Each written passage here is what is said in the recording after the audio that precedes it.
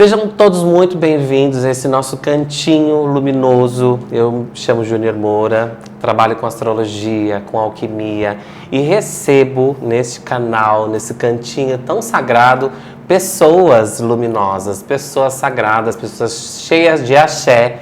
E hoje eu tô com uma convidada assim muito especial, que é essa mãe de santo linda, de Yansan, que tinha que ser alguém de Yansan, tinha que trazer alguém de Yansan para falar para vocês. Como que você gosta que te chame? Mãe? Kátia, mãe Kátia de Yansan, mãe Kátia de Yansan, mãe Kátia de Yansan. Porque às vezes a pessoa gosta de ser chamada de de mãe, ou só pelo nome, não gosta que chama de senhora, enfim. A gente vai bater um papo falando da trajetória dela, da relação dela com o sagrado, com a espiritualidade dela e como isso tudo acordou, brotou, despertou nela. Eu estou muito feliz de ter aqui a senhora. Eu que agradeço, mãe, abençoe sua bênção. Me fala como é que foi assim, o seu primeiro contato com algo mais sutil, como é a sua relação com o sagrado, Iá? Me conta. Bom, minha relação com o sagrado ela é profunda, hoje. Mas lá, com 14, 15 anos, não era assim, né? Lá eu sempre fui uma menina de muito perturbada, né? Com muitos medos, que via espírito. Então você tinha uma sensibilidade a esse nível. De ficar, tipo, vou passar na porta, tem uma pessoa ali, eu vou embora, não vou passar. E aí eu fui vivendo com esse medo e convivendo com esses espíritos, né? Isso já acontecia. Se eu bem me lembro, eu tinha uns 7 anos, mais ou menos. Com 14 anos, uma amiga minha, que Deus a tem, a Ana, ela tinha... Antigamente era muito comum terreiros estarem dentro de casa, nas residências, escondidos, né? Sim. Então ela tocava, não? Se as pessoas acham que tem preconceito hoje, né? Imagino que a gente já passou, né? A polícia batia mesmo, né? Então... Tinha naquela época a lamparina, né? A gente ligava bem baixinho assim. E aí, não tinha nem atabaque? Não. A entidade vinha. Ou seja, então você começou pela Umbanda? Não, eu não comecei. É que essa mãe de santo, entendia que quando eu estava, a energia do ambiente era mais adequada. Tá. Ela se sentia mais segura. Não sei se por mim, enfim. Ou por tudo que você carregava? Tudo que eu carregava. Então eu participava muito de benzimento, de cura, de banho de pipoca. E as coisas foram acontecendo, mas nunca ativamente, sempre auxiliando.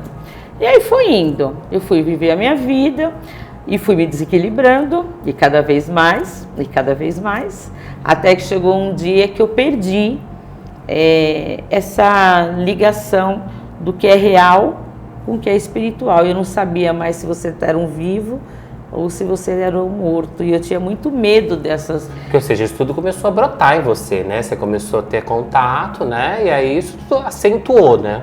Eu saí de lá daquela casa, eu fiquei um período, depois eu fui estudar, fui namorar, fui fazer faculdade, fui estudar, fui trabalhar. E eu comecei a ficar muito desequilibrada. E aí eu comecei a perder essa ligação do real com o imaginário, com uma ilusão. Aí um amigo meu e meu marido me levou para uma casa kardecista, na Lapa, tem até hoje em dia essa casa, Dr. Romano. E ali eu cheguei totalmente desequilibrada, fui muito bem acolhida, as portas tinham que ficar abertas, porque eu tinha medo de espíritos, tinha medo daquele arerê todo. E aí eu fiquei lá 10 anos nessa casa. Para eu aprender uma coisa, Júnior, não existe morte, todos nós somos imortais. Olha que interessante. Sim.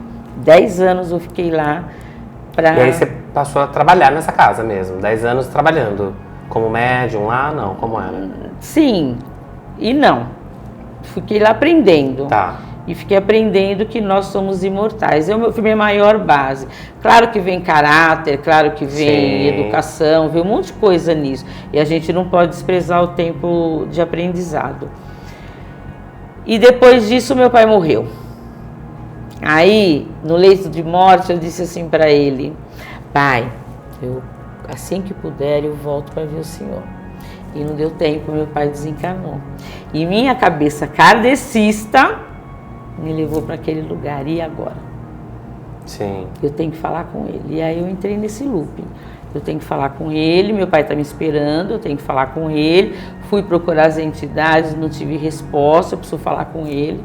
E aí uma amiga minha me levou para uma casa que era de candomblé, mas também tocava entidades, e lá fui eu. E aí, aquele barulho, sabe, Júnior? Aquela confusão, aquela energia me trazia muita irritação e me trazia muito desconforto. Mas o meu filho sofria muito com a morte do pai, ele tinha 10 anos. E ele se sentiu muito acolhido na casa. E o seu filho sofria muito com a morte do seu pai? Do meu pai. Tá. E aí eu falei, bom, eu vou ter que ficar. Entreguei o garoto na mão do caboclo e fiquei lá, exatamente assim. Assistindo, vendo o que acontecia. Além do que acontecia. Porque às vezes muitos kardecistas também têm um pouco de preconceito com banda, não tem? Então, como é isso? Lá atrás não existia. Espíritos de luz aqui, tudo que não é daquele grupo de mentores, era sem luz. Tá. Né? Então não tinha essa possibilidade de uma entidade de caboclo, preto velho, baiano, se fazer presente naquele lugar. Não podia? Não, era espírito obsessor, sei lá o quê. Sim. Né? E aí naquele lugar eu comecei a conflitar com toda essa base de conhecimento, né, que me ensinaram. Desconstruir um monte de coisa. Pra mim? Que né, como assim? Eu posso beber uma água? Pode, lógico, sem problema nenhum. Aqui é tudo assim. Aqui é... Posso? Lógico. Vou deixar aqui comigo. Eu comecei a me conflitar com tudo aquilo que eu aprendi durante 10 anos e tudo aquilo que estava à minha volta. Aquele monte de caboclo, aquela coisa, e gatabaque, palma, charuto. E aí um dia eu falei, eu vou embora, eu não quero isso pra mim. Aí quando eu cheguei na porta, aí um primeiro baiano, tinha um baiano, gratidão pela caminhada comigo, ele se apresentou e disse, não, você vai ficar. De alguém? Foi alguém? A mim. Ah, o seu baiano, entendi. Tá, então manifestou, você teve sua primeira manifestação. Isso com que idade? Eu tinha 23 anos, foi por aí. Aí, meu filho, ele começou a trabalhar, primeiro no ameaço, porque lá atrás a entidade não é essa coisa lenta que é hoje, né? Ou mais tranquila. Lá atrás era a imposição, você vai fazer. Você tem que fazer. Você tem que fazer, você vai. Não é do seu jeito. Porque como eles aprenderam, ia replicando, né? E aí ele começou a dizer que não, que eu iria, e que a frase que mais me impactou, eu era uma menina medrosa, com espíritos, e melhorei muito, muito. Cresci assim, aonde você estiver, eu vou te buscar. E você vai vir a pé. E se isso for verdade?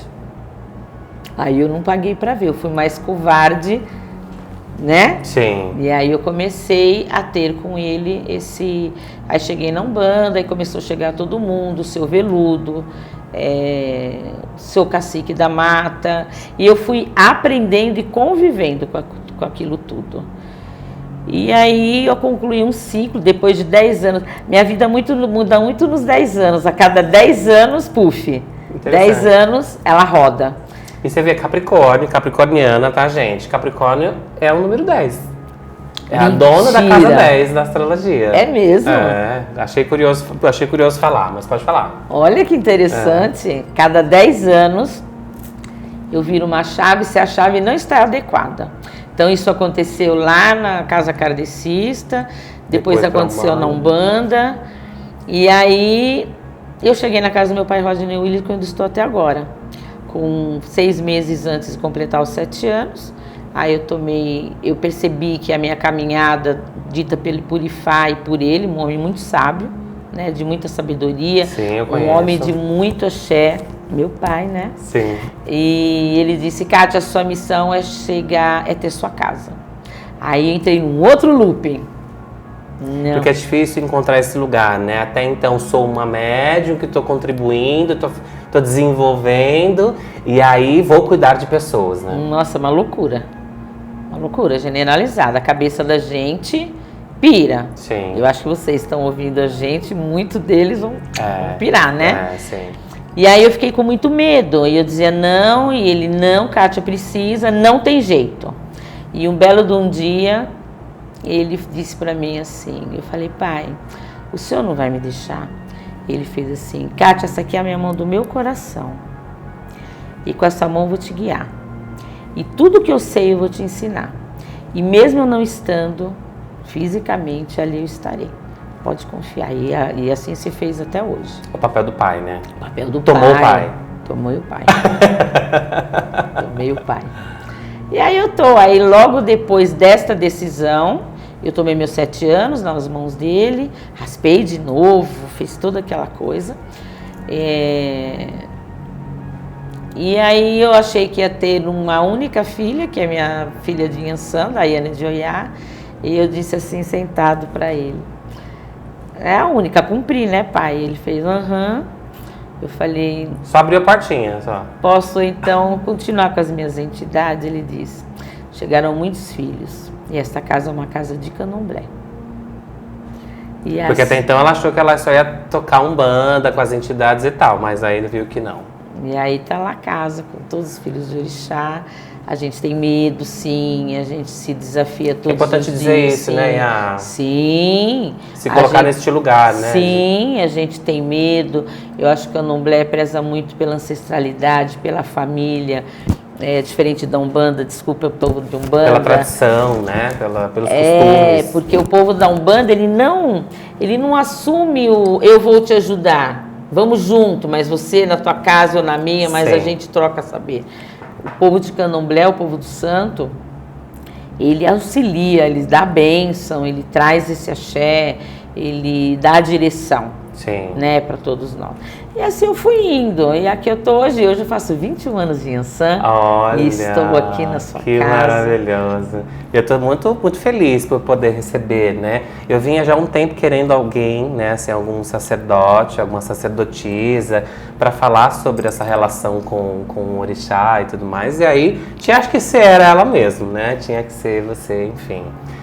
Pra gente finalizar, Iá, eu queria também saber um pouquinho sobre a sua migração, né? Ou não sei se migração, mas de você não trabalhar somente com a sua questão de santo. Ela é mamãe de santo, ela tem a casa dela, mas ela também abriu o coração dela para diversas terapias. Me fala sobre isso.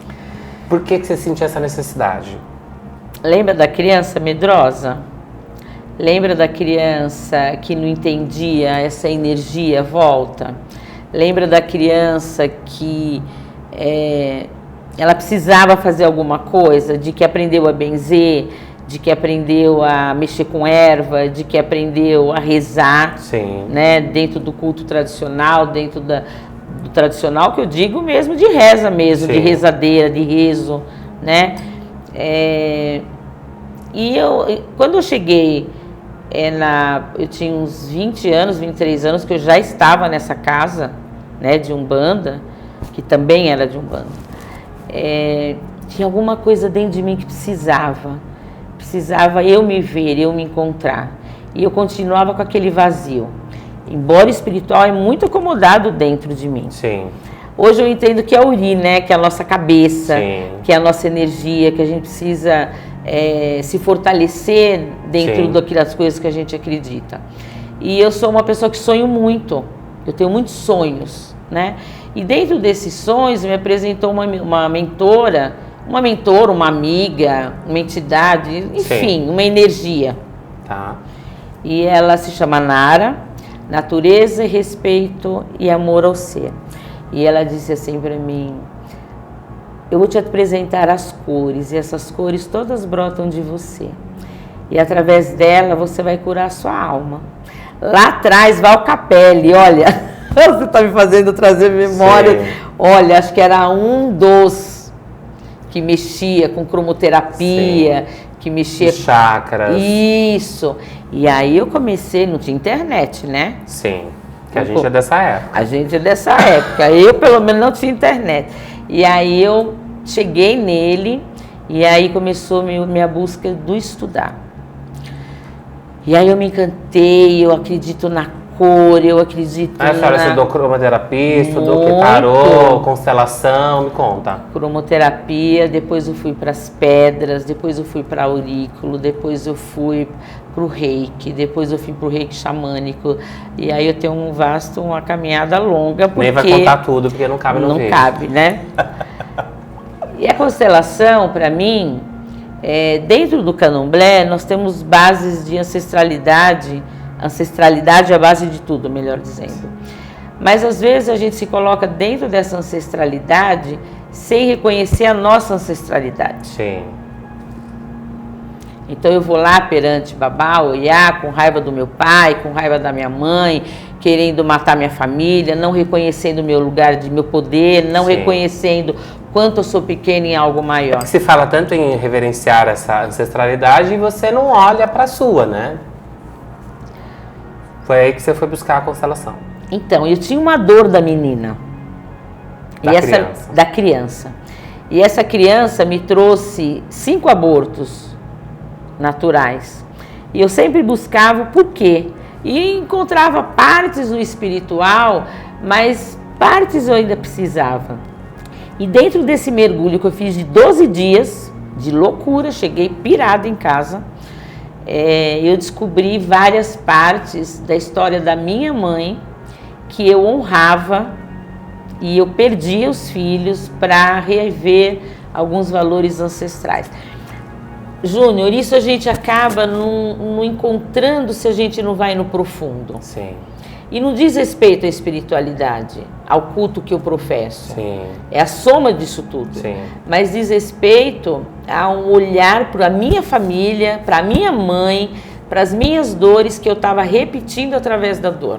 É um assunto paralelo, mas que agregou totalmente, né? As águas se encontram. Exatamente. E é muito comum, gente, essa coisa da lealdade, do amor, né? A sua dor é a minha dor. Então a gente fica carregando uma coisa que não é nossa, a importância de entregar isso, né? E aí eu entreguei, e no momento que eu escolhi minha mãe, no processo ele é constelador e muita gente aí é. Mas num exercício de constelador, eu fui encontrar minha mãe. Minha mãe é negra, eu encontrei ela com uma mulher branca de olhos azuis. E eu é um mergulhão, né? Sim, quem faz constelação sabe que é forte. Que é forte, né? É uma iniciação. É uma iniciação. E ali a energia disse assim para mim: mas eu te devolvi todas as suas crianças, seus filhos e seus netos. Eu falei: é verdade, eu tenho um casal de gêmeos, que seriam talvez as bonecas que eu esperei ela me devolver e me entregar desde que eu tinha 6 anos. E dando os filhos de santo, né? Que deixam mais de ser os filhos de santo, né? Então, eu acho que a constelação, ela vai para um lugar muito profundo. Que traz muitas respostas, né? Constele. Constelação é uma ferramenta transformadora. E tão recente, né, Iá? Uma ferramenta tão recente, se a gente for considerar, né? E aí é a soma de tudo, porque você mergulha, porque você... O espiritual dá isso? Dá, mas dá uri. E quando eu penso, eu vejo, e eu vou atrás do meu destino, que é me harmonizar com a minha mãe. O Fum fala muito isso de ancestralidade, né? Sim. Vindo por Oxalá. É a grande teia cósmica a qual todos nós estamos inseridos. Sim. E quando a gente vê essa teia cósmica trazida pela espiritualidade, a gente vê que tudo se encontra, enquanto nós não fizermos as pazes com o nosso passado. Não toma esse lugar, né? Não olha para tudo isso. A gente não vai para lugar nenhum. Gente, você viu que aqui é um vídeo que poderíamos ficar 6 horas falando tranquilamente. Eu queria gravar milhões e milhões de vídeos com ela, enfim, mas eu quero te agradecer por estar aqui, né, enfim, o seu jeito tão carinhoso, né, para comigo, e para poder falar um pouquinho da tua história, que tem tanta certeza que tantas pessoas vão se conectar com a sua história, de alguma forma, né, vai tocar no coração de outras pessoas, enfim. Muito obrigada mesmo. Eu agradeço. Viu, pelo seu carinho de estar aqui. Gente, é isso. A gente encerra esse vídeo, né? Esse vídeo tão cheio de axé. E eu tenho certeza que ela vai vir aqui outras vezes pra gente falar mais e mais coisas, tá bom? Muito, muito obrigado. E axé. Axé.